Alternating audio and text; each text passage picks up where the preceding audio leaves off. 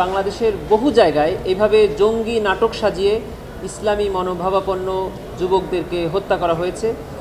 ইসলামকে এক ধরনের ফোবিয়া মানে ভীতিকর ধর্ম হিসাবে মানুষের কাছে উপস্থাপন করা হয়েছে।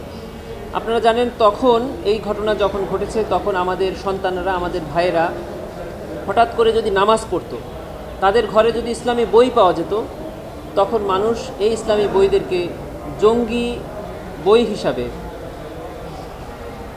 ট্রিট করা হতো। সেই সকল ঘটনায় প্রাথমিক তদন্তে সত্যতা পাওয়ায় আন্তর্জাতিক অপরাধ ট্রাইব্যুনালে একটি প্রোডাকশন ওয়ারেন্টের আবেদন করা হয় তদন্ত সংস্থার পক্ষ থেকে। সেই আবেদনের প্রেক্ষিতে AKM শহীদুল হক তৎকালীন আইজিপি, তৎকালীন ডিএমপি কমিশনার আসাদুজ্জামান এবং তৎকালীন এসি জসিমউদ্দিন মোল্লা, এই তিনজনকে আজকে ট্রাইব্যুনালে হাজির করা হয়েছিল। আজকে ট্রাইব্যুনালে তদন্ত প্রতিবেদন দাখিলের দিন ধার্য ছিল। তদন্ত সংস্থার পক্ষ থেকে 2 মাস সময় চাওয়া হয়েছে। মাননীয় ট্রাইব্যুনাল 2 মাস সময় মঞ্জুর করে 2 মাস পরে মামলার নির্ধারিত তারিখ ধার্য করেছে।